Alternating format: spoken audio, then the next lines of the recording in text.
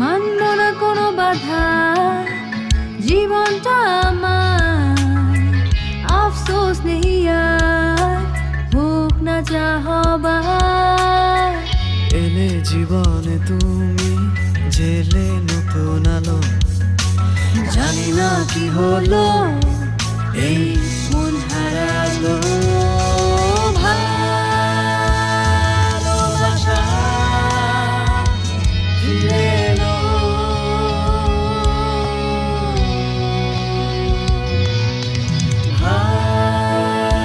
ভালোবাসা ফিরে এলো।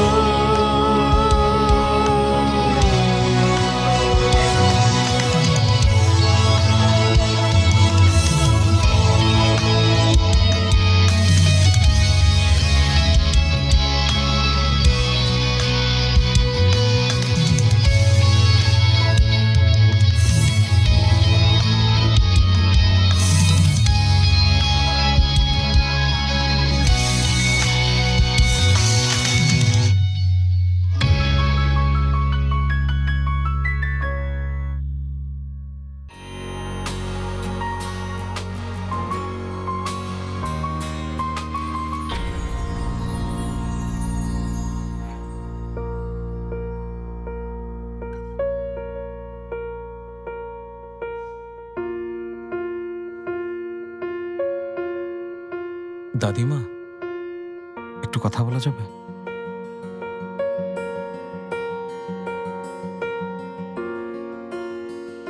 আবার কেন এসেছো অসমাপ্ত কাজটা শেষ করতে? দরজা বন্ধ করো, বন্ধ করো।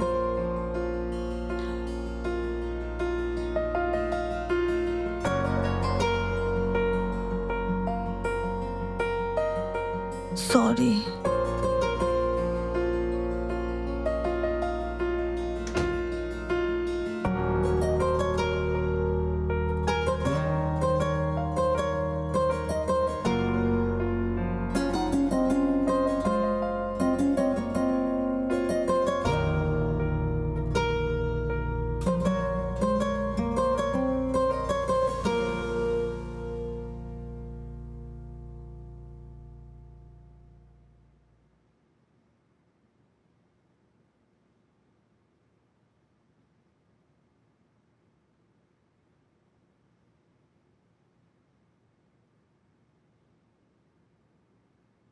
বাবা, কথা বলা যাবে?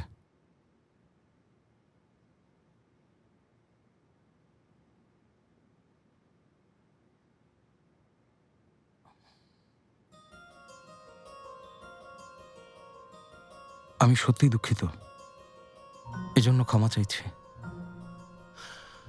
এত সহজে ক্ষমা করে দেয়া যায় না ফাতি। দেখো বাবা, আমি সব সময় তোমার পাশে ছিলাম, তোমাকে বিশ্বাস করেছি, ভরসা করেছি।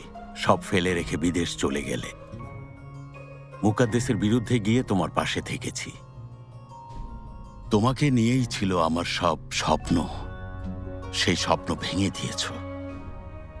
আমার কথা রাখো, মমের কথাও থাক, তোমার দাদিমার কথাও ভাবলে না।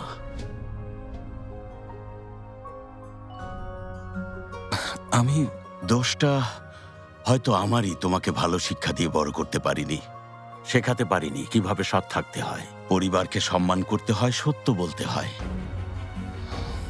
ফাতিহ, তুমি যদি প্রথম দিনই সততা আর সাহস নিয়ে সব সত্যি কথা বলে দিতে, তাহলে আজ এত কিছু হতো না। আমি বলতে চেয়েছিলাম, কিন্তু পারিনি বাবা। তুমি তো জানোই, মম সবকিছু নিয়ে এত জোর করতো। জানি না কেন যেন মনে হয়েছিল এটাই একমাত্র সমাধান। পরিবারের কাছে মিথ্যে বলাকে তোমার সমাধান মনে হয় কি করে ফাতিহ? ঠিক আছে, হ্যাঁ বাবা, আমি মানছি আমি অনেক বড় একটা মিথ্যে বলেছি, কিন্তু এটাই আমার জীবনে জেনেব আর সেলিমকে নিয়ে এসেছে। তোমাদেরকে কষ্ট দিয়েছি বলে আমি সত্যি অনুতপ্ত। এছাড়া আমার আর কোনো কিছুতেই আফসোস নেই বাবা। বোঝার চেষ্টা করো। তুমিও আমাকে বোঝার চেষ্টা করো ফাতিহ। এত বড় মিথ্যে মেনে নিয়ে স্বাভাবিক থাকা কখনোই সম্ভব না। তুমি মানতে পারলেও আমরা পারবো না। তুমি ভেবো না বাবা, আমরা সত্যি বিয়ে করবো, আর মিথ্যের কোনো অস্তিত্বই থাকবে না। আরে তুমি এখনো বিয়ে নিয়ে পড়ে আছো। তোমার কারণে তোমার দাদিমা মারা যেতে পারতো। যদি তাই হতো তাহলে কোন মুখ নিয়ে সামনে এসে দাঁড়াতে, বিবেককে কি বলে সান্ত্বনা দিতে? হাহ! বাবা শোনো, আমার লক্ষ্মী ছেলে, মন খারাপ করো না, আমি আছি তোমার পাশে। আর আমি কিন্তু তোমার উপর একদমই রেগে নেই, বুঝেছো? আমি মোটেও কষ্ট পাইনি, কারণ আমি জানি সামনে তোমার অনেক সুন্দর দিন আসছে। আর আমি তো সেই শুরু থেকেই বলেছিলাম ওই মেয়ে কখনোই তোমার যোগ্য না। কে জানে কিভাবে তোমাকে মিথ্যের জালে ফাঁসিয়ে দিয়েছে। যাই হোক বাবা, তুমি আর এসব নিয়ে না ভেবে যত দ্রুত পারো এই আপদটাকে জীবন থেকে বিদায় করো, তাহলেই দেখবে তোমার বাবা আর দাদিমা তোমাকে একদম ক্ষমা করে দেবে। মম, এসব কি বলছো তুমি? বলছি মন খারাপ করো না, এসব নিয়ে আর ভেবো না। কেন আমার কথা কি তুমি বুঝতে পারছো না ফাতি? সোজা কথায় দেখবে জেনেব চলে গেলেই সব ঝামেলা চিরতরে মিটে যাবে। আমার লক্ষ্মী ছেলেটা নতুন করে সব শুরু করবে। এবার তোমার জীবন সঙ্গীকে আমি খুঁজে আনবো, যে হবে ভদ্র, মার্জিত আর জেনেবের যে 10 গুণ বেশি সুন্দর। এই সস্তা মেয়ের মাঝে কি পেয়েছো? এখনই ছেড়ে দাও ওকে। মম, তুমি কি থামবে? 1178, 1179, 1180, 1181, 1100। উফ উফ, 2 মাস আগে গুনেছিলাম তখনও 2000 লিরা ছিল, এখনো তো তাই আছে। উফ, আমার টাকা জমছে না কেন, বাড়ছে না কেন, কি করবো? কি হলো? তোমার চেহারার রং লাল থেকে নীল, নীল থেকে বেগুনি হয়ে গেল কেন? হ্যাঁ, এই অবস্থা কেন? ভূত দেখেছো? তুমি এভাবে ভূতের মতো যদি সামনে দাঁড়াও তাহলে তো চেহারা লাল নীল হবেই। ভয় পাইয়ে দিয়েছো। এটা তো তোমার সমস্যা। বুকে সাহস রাখো, এত ভয় পেলে চলবে বলো? যা বলি যা করি তাতেই লাফিয়ে ওঠো, এটা কোনো কথা হলো? চুপ থাকো কামিল, মুখটা বন্ধ রাখো, কোনো কিছু বলো না, কিছু করো না, আর আমাকে বিরক্ত করা বন্ধ করো। যাও কামিল, যাও, আমার বাড়ি থেকে চলে যাও। আরে বললেই হয়ে গেল নাকি? আমি এই বাড়িতে ভাড়া দিয়েই থাকছি। দিও না ভাই, তোমাকে ভাড়া দিতে হবে না, চলে যাও। তুমি চলে গেলে আমি বেঁচে যাই। দেখো ভাই, তোমার কথায় কিন্তু কষ্ট পাচ্ছি। তোমার কারণে যে আমি কষ্ট পাচ্ছি সে খবর আছে? ভাই তুমি বুঝতে পারছো না কেন? আমি খুব জলদি বিয়ে করব। হ্যাঁ, সাজেবেদকে শীঘ্রই বাড়িতে নিয়ে আসবো, কিন্তু দেখো এখানে নিয়ে আসার কোনো অবস্থা আছে? আচ্ছা ঠিক আছে, আমি চলে যাচ্ছি। আর এত কথা শোনার চেয়ে রাস্তায় পড়ে থাকাই ভালো।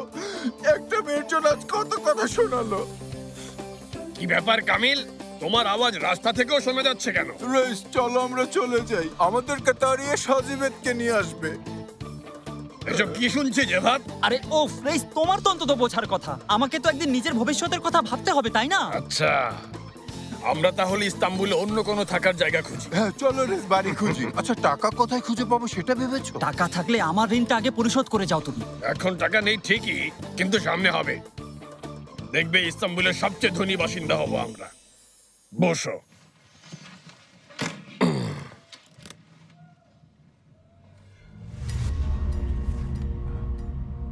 এটা কি? গুপ্তধনের ম্যাপ, যা আমি 20 বছর ধরে খুঁজছি। অনেক অনেক বছর আগে এই অঞ্চলে এক জলদস্যু ছিল, যার লুকোনো স্বর্ণের নির্দেশনা এটা। জলদস্যু ছিল? আচ্ছা দাঁড়াও, আমি দেখি। এই, আগে বুঝতে চাই আমি তোমাদের বিশ্বাস করতে পারবো কি পারবো না। আরে রেস, কি যে বলো তুমি? আমাদের বিশ্বাস করবে না তো কাকে করবে, তাই না? হ্যাঁ, একটু আগেই তো কামিলকে তাড়িয়ে দিচ্ছিলে। মিথ্যে কথা, অসম্ভব। আসলে আমাদের একটা ভুল বোঝাবুঝি হয়েছে। আর তুমিই বলো রেস, আমি কি কখনো এমন করবো? কামিল তুমি কিছু বলছো না কেন? রেস রাগের মাথায় বলেছে, না হলে কি আমাকে এসব আচ্ছা বলতো? আচ্ছা ঠিক আছে, আমি বুঝেছি, বাদ দাও।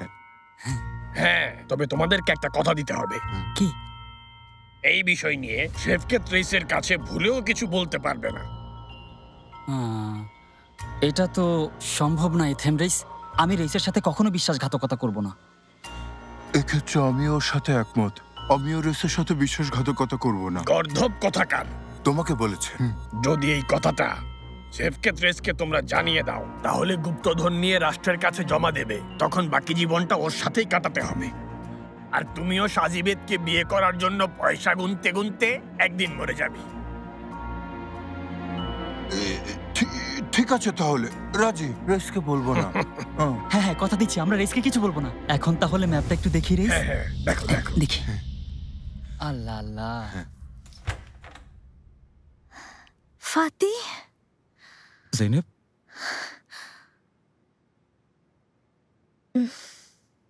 কি অবস্থা বলো? কল্পনার চাইতেও সুন্দর। সত্যি বলছো তুমি? হ্যাঁ, এত কিছুর পরও বাবা আমাকে ক্ষমা করে দিয়েছেন জানো। কি বলছো? আমার এখনো বিশ্বাস হচ্ছে না। হ্যাঁ, কথার শুরুতে একটু অস্বস্তি লাগছিল, কিন্তু বাবা আমাকে এমন সুন্দর কিছু কথা বলেছে যা জীবনেও বলেনি। দেখলে, আমি তোমাকে আগেই বলেছিলাম ফাতি, বলেছিলাম না সবাইকে সত্যি বলে দিলেই সব ঠিক হয়ে যাবে। কি হলো? তুমি তোমার পরিবার ফিরে পেয়েছো আর আমি হারিয়েছি। কি হয়েছে?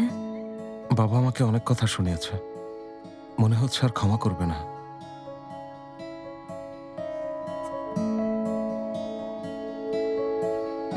সমস্যা নেই, আমাকে তুমি এভাবেই ভালোবেসে যাও আর সব সময় পাশে থেকো, আর কিছুরই দরকার নেই। জেনেব, কখনো আলাদা হব না, কেমন? আচ্ছা।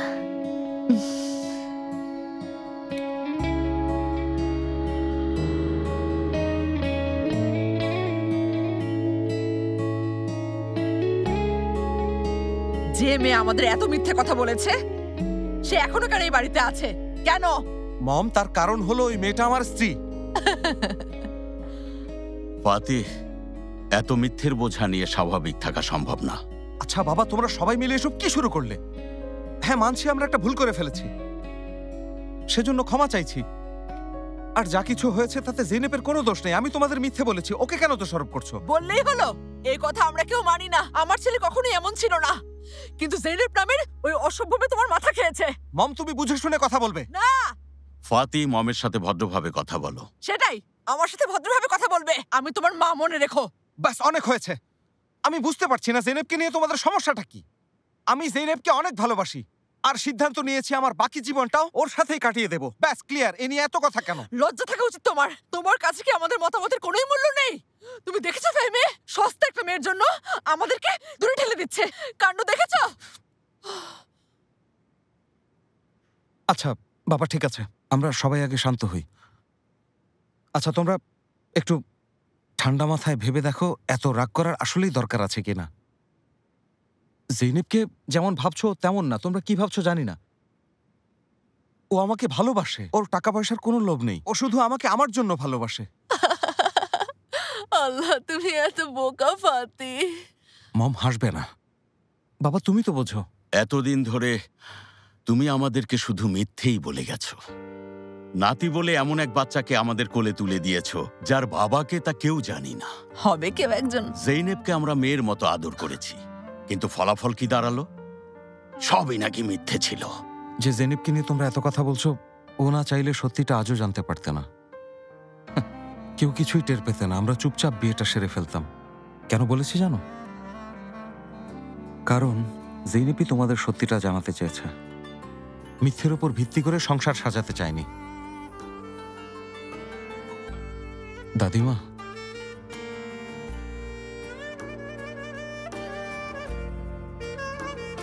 তোমরা একদিন ঠিকই আফসোস করবে।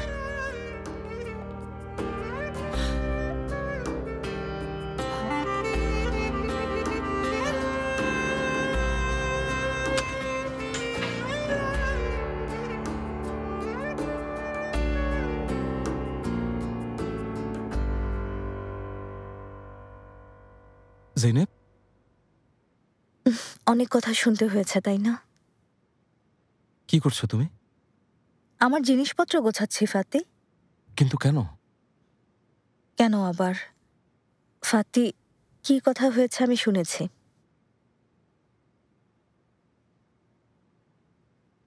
দেখো, আমি সবকিছু সামলে। এবার না ফাতি।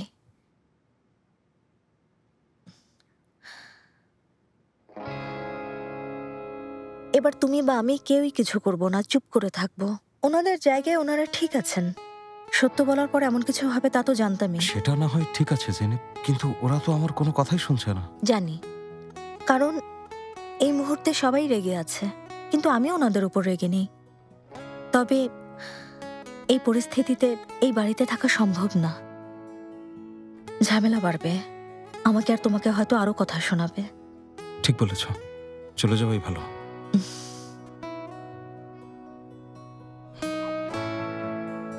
চিন্তা করো না, দেখবে সব ঠিক হয়ে যাবে।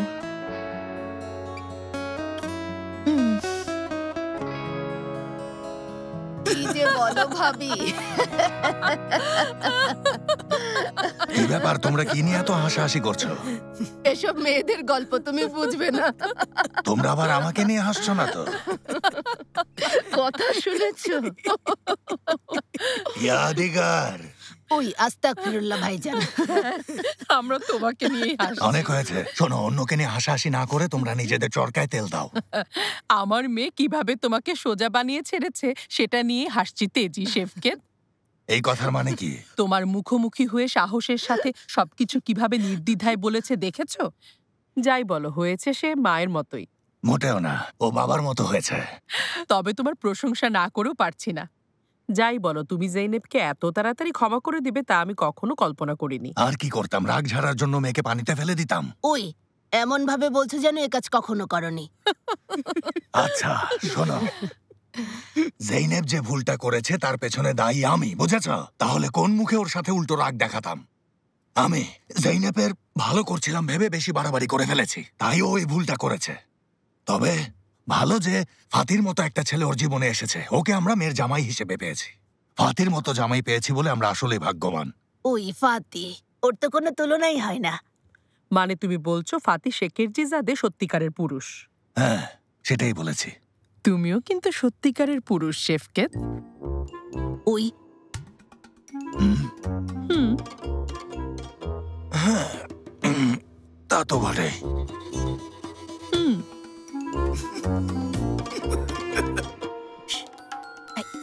এসো না। এলিপসু কে এসেছে দেখো তো মা।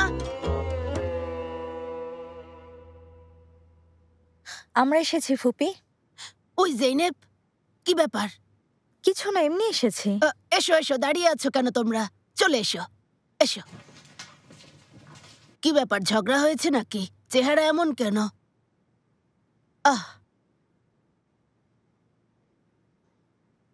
তোমাদের কি হয়েছে বলো তো? একটু ঝামেলা হয়েছে রেস বাবা। সেটা তো বোঝাই যাচ্ছে। এত রাতে হুট করে তোমরা এখানে? আমরা এই তো ঘুমোতে এসেছি, মানে সবার সাথে। ওই আসলে আমাদের বাড়িতে পরিস্থিতি এখন একটু জটিল আছে। বুঝেছি, নিশ্চয়ই তোমার মা আবার কোনো ঝামেলা বাঁধিয়েছে।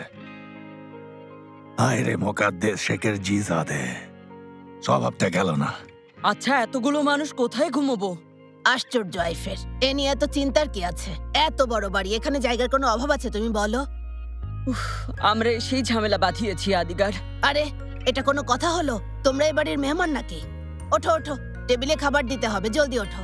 বসে বসে গল্প করছে, এসো। কি যে বলো না তুমি মাঝে মাঝে। তুমি চিন্তা করো না, আমরা নিচের ঘরে ঘুমোবো, কেমন? আগেও তো ওখানেই ছিলাম। হ্যাঁ, ওখানেই থাকবো।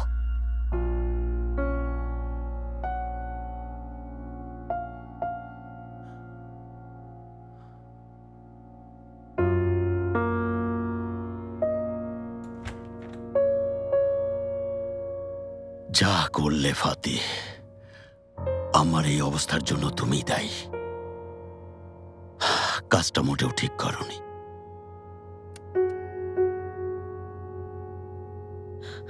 ফেমি, একটা কথা মাথায় এলো। বাদ দাও মুকাদ্দেস, জানি তোমার মাথায় ভালো কিছু আসবে না। এখন অযথা আমাকে বিরক্ত করো না প্লিজ। আশ্চর্য ফেহমি, তুমি এসব কি যাতা বলছো বলো তো? আমি এদিকে আমাদের পরিবারকে রক্ষা করার চেষ্টা করছি, এ পরিবারে যেন কোনো কলঙ্কের দাগ না লাগে সেজন্য আপ্রাণ চেষ্টা করে যাচ্ছি। দিনরাত শুধু এ নিয়েই ভাবছি, তার এই প্রতিদান দিচ্ছ। কি হলো, হাসছো কেন ফেহমি? জেনেপের ব্যাপারে আমি যে শুরু থেকে ঠিক ছিলাম দেখলেই তো, তাহলে হাসছো কেন? মুকাদ্দেস, তোমার কথা শুনে না হেসে পারছি না। দিন রাত পরিবার নিয়ে ভাবছো, পাগল হয়ে গেছো তুমি? তোমার মাথা ঠিক আছে তো? ফেহমি, আচ্ছা তোমার কি মনে হয় জেনেপের এই বাচ্চার বাবা কে? এই তোমার চিন্তা করার নমুনা? হ্যাঁ, ওর বাবা যেই হোক জেনে কি করবে? সেলিম তো আমাদের নাতি না, এটাই সত্যি। জেনে কি করব মানে কি ফেহমি? হয়তো এই মেয়ে আমাদের সম্পত্তি হাতিয়ে নেওয়ার জন্য ভালোবাসার অভিনয় করে আমাদের ছেলের মাথা নষ্ট করে দিয়েছে। আচ্ছা, বা হতে পারে এসবের পেছনে ওই মেয়ের বয়ফ্রেন্ডও জড়িয়ে আছে। তাহলে কিন্তু সর্বনাশ হয়ে যাবে ফেহমি। টান টান উত্তেজনা মুকাদ্দেস, এই গল্প নিয়ে দুর্দান্ত সিরিয়াল হবে। লিখতে থাকো মুকাদ্দেস। দারুণ হবে। লেখো। ওই ডাইনি মেয়েটার হাত থেকে আমাদের ছেলেকে বাঁচাতে হবে ফেহমি। শোনো,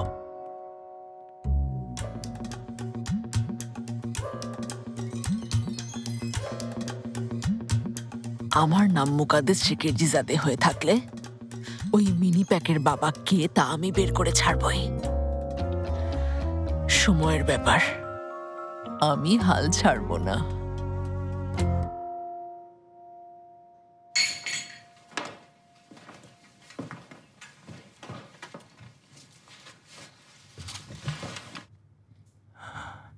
কি ব্যাপার জেদি মেরিয়াম ম্যাডাম, নতুন বইয়ের মতো এভাবে একা একা বসে হাসছো কেন? কারণ আমি খুব খুশি। আচ্ছা, কিন্তু তোমার মেয়েকে যে তাড়িয়ে দিয়েছে তার কি হবে? তাতে বিশ্বাস করো আমার কিছু যায় আসে না। আমাদের মেয়ে, তুমি, আমি সবাই একই বাড়িতে আছি। এর চেয়ে বেশি কি চাওয়ার আছে?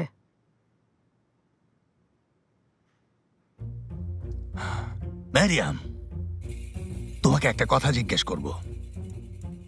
তুমি কি আমাদের নাতির আসল বাবাটা কে, ওর নাম কি তা জানো? সেটা জেইনেবকে জিজ্ঞেস করো শেফকে। আমি এই কথা জেইনেবকে কিভাবে জিজ্ঞেস করব? জিজ্ঞেস করতে না পারলে ভাবারও দরকার নেই। তোমার কাছে কেবল একটা নাম জানতে চেয়েছি। সেটা আমার কাছে কেন জানতে চাইছো? শত হলেও জেদি মেরিয়াম বলে কথা, যে কিনা সবকিছু জানে। তুমি তো নিশ্চয়ই ওর নাম জানো। আচ্ছা, নাম জেনে তুমি কি করবে? সেলিমের বাবা হচ্ছে ফাতি। আমাদের সবার এখন এটাই মেনে নেওয়া উচিত। তা তো আমিও মানি, অযথা কথা ঘোরাচ্ছ কেন? আমি জিজ্ঞেস করেছি ছেলেটার নাম কি। হ্যাঁ, আমি তোমাকে নামটা বলি আর তুমি কি ওকে গুলি করে মেরে ফেলো, তাই তো? কি করব সেটা আমি বুঝবো। বলবো না আমি। তুমি বলবে? কিছুই বলবো না। তোমাকে বলতে হবে। তোমাকে আমি কিছুই বলবো না। ঠিক আছে, মনে রেখো আমার নামও কিন্তু তেজি শেফকেত, বুঝলে? এই ইস্তাম্বুল শহরের প্রতিটা রাস্তায়, প্রতিটা অলিতে গলিতে ঘুরে ঘুরে ওই পথটাকে খুঁজে বের করব। তখন দেখবো তুমি কি করো।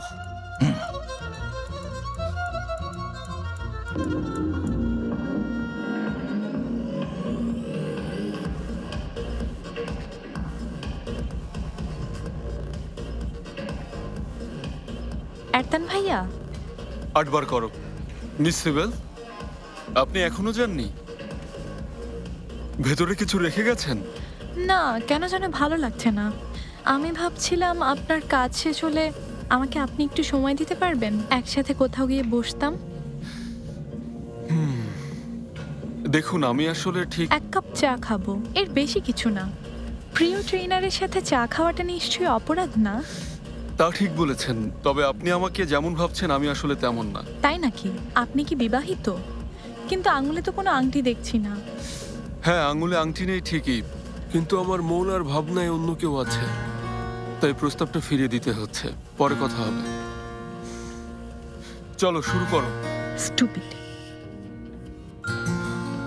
শুরু করো। 1 2 3।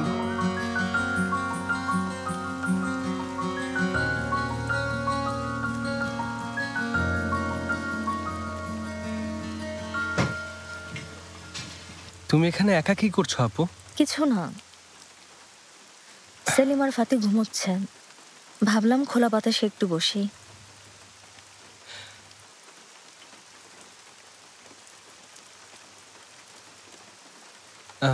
আচ্ছা আপু, তাহলে এখন কি হবে? কি আর হবে ওরহান, যেখানে সে থমকে গেছে সেখান থেকেই শুরু করব, আগের মতোই চলবে।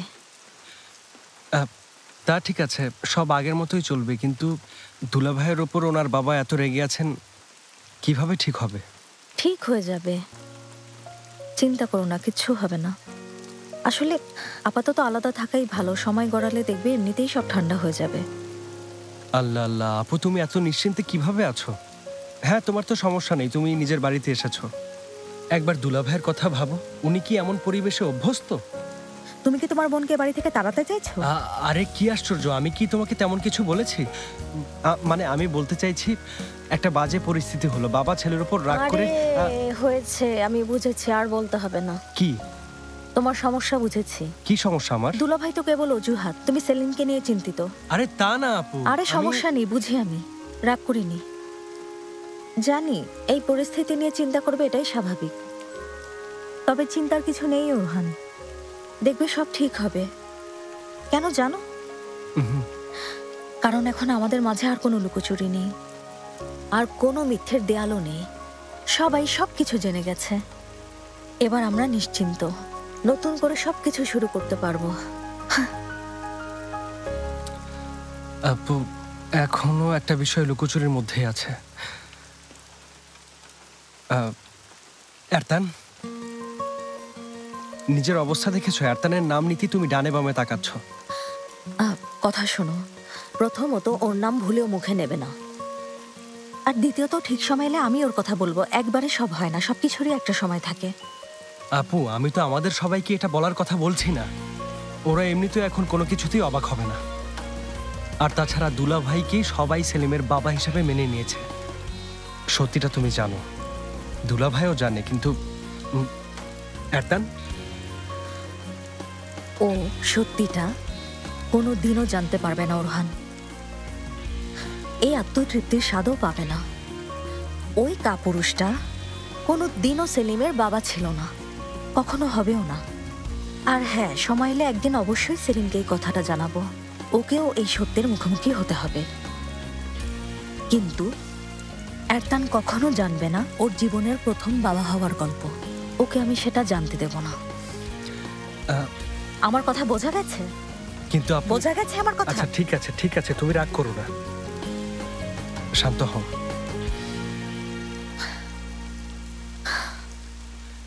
আমি ঘুমোতে যাচ্ছি। আচ্ছা যাও, তাড়াতাড়ি শুয়ে পড়ো। ঠিক আছে। ওরহান, ঘুমোতে যাচ্ছে ভাই। আচ্ছা যাও। ফাতি, তুমি? জৈনেব, তুমি কোথায় ছিলে? তুমি তো ঘুমোচ্ছিলে। কিন্তু চোখ খুলে দেখি তুমি পাশে নেই।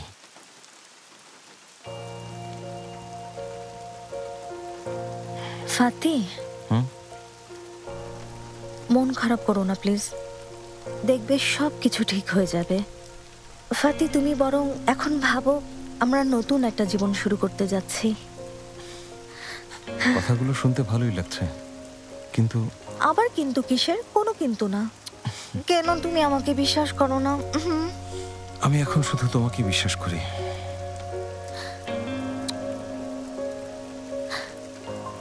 ফাতি, আমি তোমাকে অনেক ভালোবাসি। আমিও।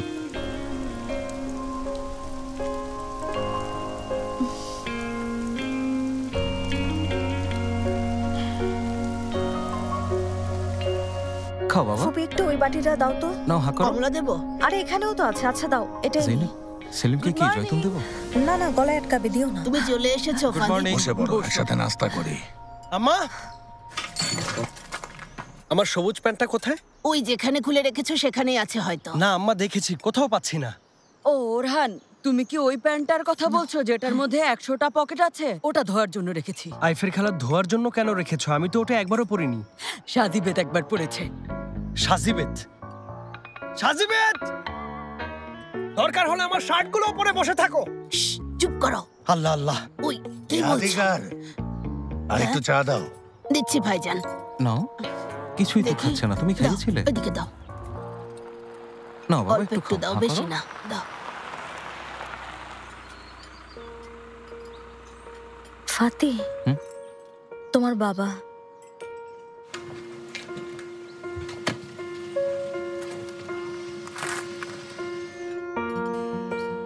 বাবা, এসো, বসো। এসো সবাই একসাথে নাস্তা করি। না থাক শেফকেত, ফাতির সাথে একটু কথা বলতে এসেছি। মনে হয় বাবা সব ঠিক করতে চাইছে। বলেছিলাম না সব ঠিক হয়ে যাবে। কিছু হয়নি বাবা, কিছু হয়নি।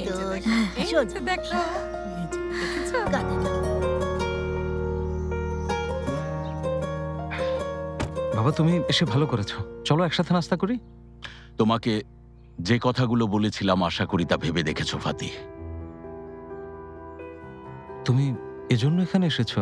তুমি যে শেখের জিজাদে পরিবারের একজন তা মনে করিয়ে দিতে এসেছি। এখন অন্তত নিজেকে সামলাও ফাতি। এই সম্পর্ক তোমার আর আমাদের পরিবারের ক্ষতিই করবে। আমরা এই সম্পর্ক মেনে নেব না।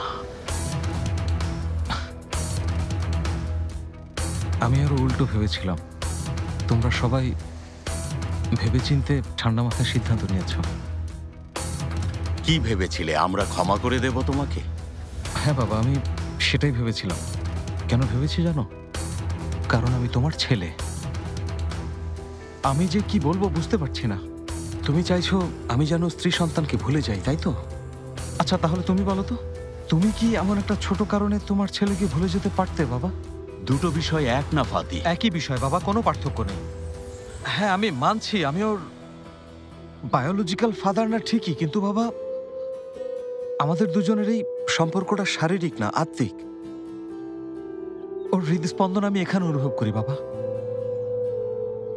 বলো তুমি হলে আমাকে ভুলে যেতে পারতে? এই মুহূর্তে যাকে বেছে নিতে হবে সে আমি না ফাতি, তুমি। এবার সিদ্ধান্ত তোমার হাতে ফাতি। তোমার পরিবারকে নাকি স্ত্রী সন্তানকে বেছে নেবে?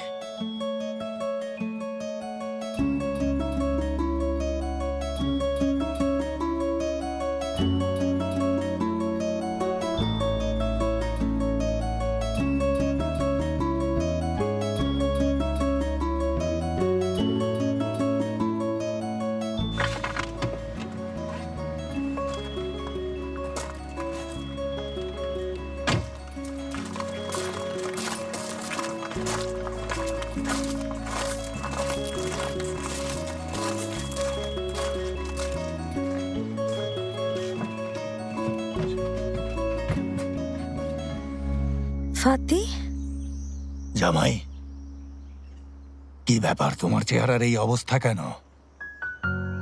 বাবা যে কোনো একটা বেছে নিতে বলেছে।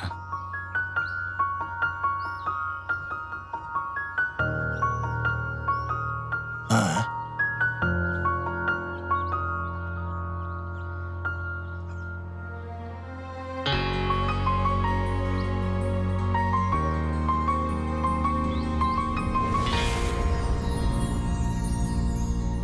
পরিবারকে বেছে নিয়েছে।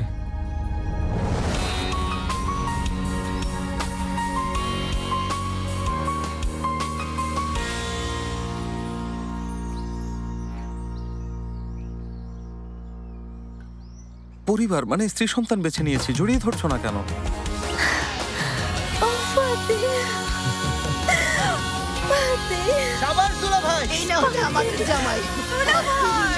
এসো বাবা, তুমি আসলে সত্যিকারের পুরুষ। আমি প্রথম দিনই বুঝেছিলাম।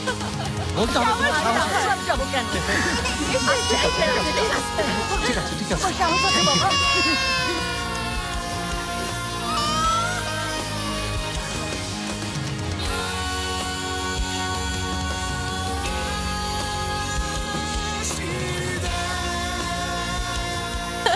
চারপাশে কি শান্তি, আর আজ বাড়িটাও যেন আগের চেয়ে সুন্দর লাগছে। ওফ কি যে ভালো লাগছে আসলে। জেইনেব নেই বলে পরিবেশটাই বদলে গেছে। যদি পারতাম তাহলে পুরো বাড়িটা এভাবে জড়িয়ে ধরতাম।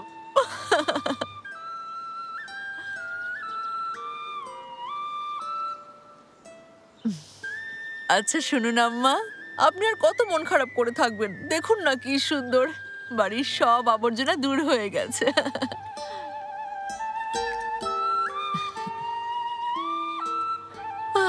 ফেহমির কথা কি বলবো, কোথাও গেলে সহজে ফিরতে চায় না। এমন কি কঠিন কাজ বলুন তো? ইমোশনাল ব্ল্যাকমেল করে ছেলেটাকে বাড়ি ফিরিয়ে আনতে হবে, ব্যাস এই তো। অনেক ধন্যবাদ গুনাই। আমি তোমার কাছে কফি চেয়েছিলাম, হার্বাল টি চাইনি। আসলে মুকাদ্দেস ম্যাডাম কফি দিতে নিষেধ করলেন, কিন্তু আপনি চাইলে এখনই নিয়ে আসছি। আম্মা আপনি কত বড় একটা বিপদ থেকে বেঁচে ফিরলেন। না থাক, কফি আপনার জন্য ক্ষতিকর। ডক্টর বলেছে দিনে 1 কাপ কফি খেলে সমস্যা নেই। আরে এই হার্বাল টি কত ভালো, বাদ দিন না, এটাই খান, আজ কফি থাক। আমি ছোট বাচ্চা না মুকাদ্দেস, কি খাবো কি খাবো না সেটা আমার সিদ্ধান্ত। হ্যাঁ জানি এই বাড়িতে কিছু জিনিস বদলে গেছে, কিন্তু আমি বদলে যাইনি। দাদিমা তুমি একটু অপেক্ষা করো, গুনাই তোমাকে কফি এনে দিচ্ছে, ঠিক না গুনাই? নিশ্চয়ই। একটু বসুন ম্যাডাম, আমি এখনই বানিয়ে নিয়ে এসেছি।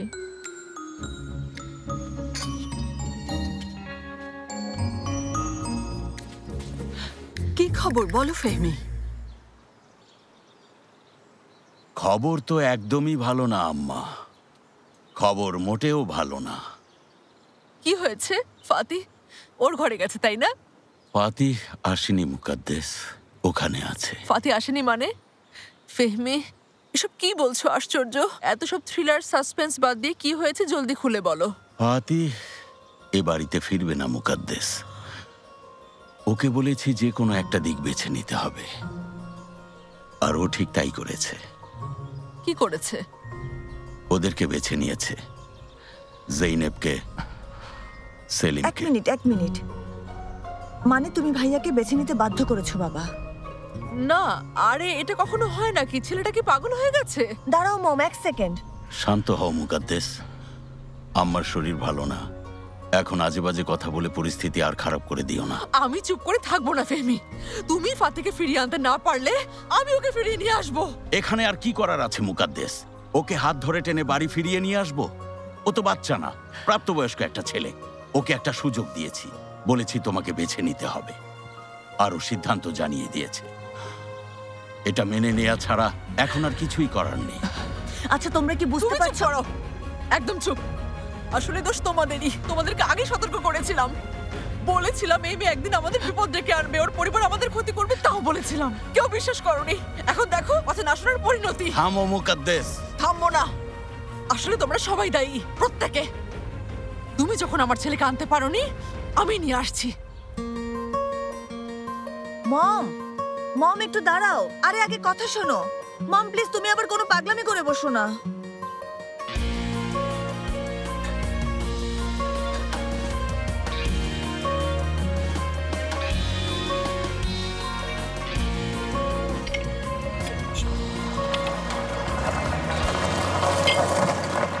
আমি মনে মনে ভাবছিলাম এখনো আসছে না কেন।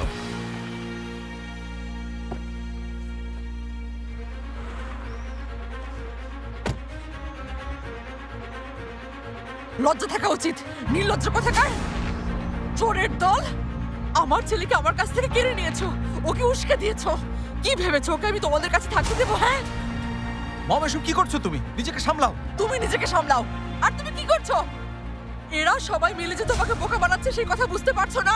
শিকার যেহেতু ফাঁদে পা দিয়েছে, এখন কি আর সহজে ছাড়বে? সবগুলো লোভী। মম সাবধান বেআইন, সীমা পার করছেন আপনি। শেফকেত, শান্ত হও, আমি দেখছি।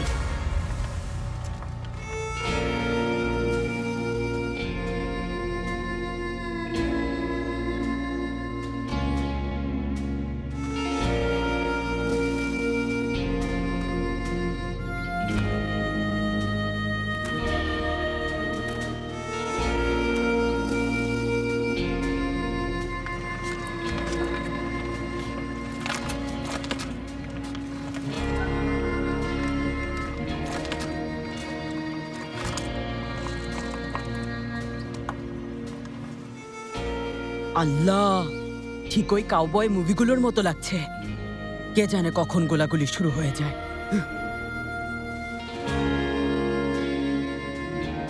তাকান এদিকে মুকাদ্দেস ম্যাডাম, এবার কান খুলে আমার কথা শুনুন। টাকা নিয়ে যখন কথা হচ্ছে, তাহলে জেনে রাখুন আপনাদের পরিবারকে আমি 10 বার কিনতে পারবো, কিন্তু বিষয়টা টাকা পয়সা সংক্রান্ত না। বিষয় হচ্ছে বাচ্চাদের খুশি। তাই আমার বাড়ির দরজায় দাঁড়িয়ে আমারই পরিবারকে হুমকি দেওয়ার আগে অন্তত 10 বার ভাবুন, কারণ এই পরিবারে তেজি শেফকেত আছে, জেদি মেরিয়মও আছে, আর আমরা সবাই এক পরিবার। হয় ভদ্রভাবে আপনি কথা বলুন, না হয় চুপচাপ এখান থেকে চলে যান। আমাকে রাগিয়ে দেবেন না। সাবধান হন, ঠিক আছে মুকাদ্দেস?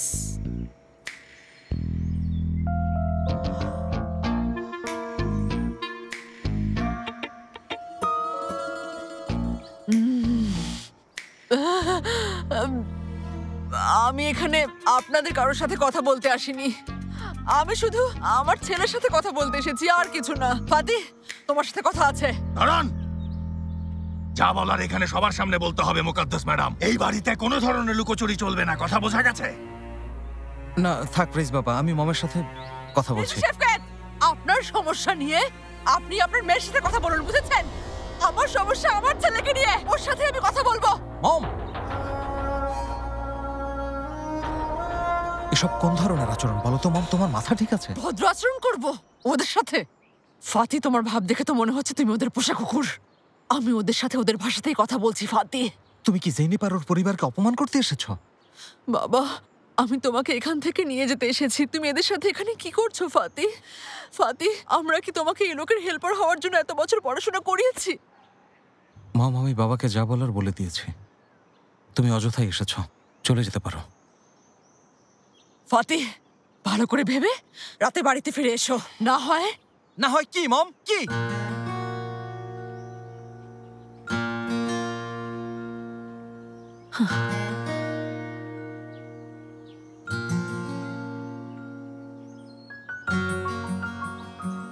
তুমি যদি এখানে এদের সাথেই থাকতে চাও তাহলে তোমাকে উত্তরাধিকার থেকে আর শেখের জিজাদে পরিবারের এই উপাধি থেকে ত্যায্য করব।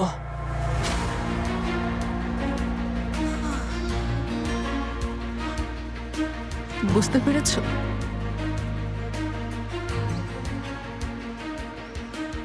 চোরের দল।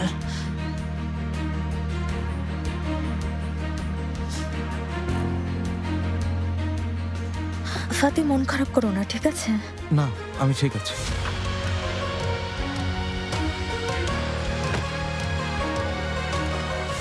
আমি মমের আচরণের জন্য সত্যি লজ্জিত, কিছু মনে করবেন না। আমি একটু হেঁটে আসি। আমিও সাথে আসছি।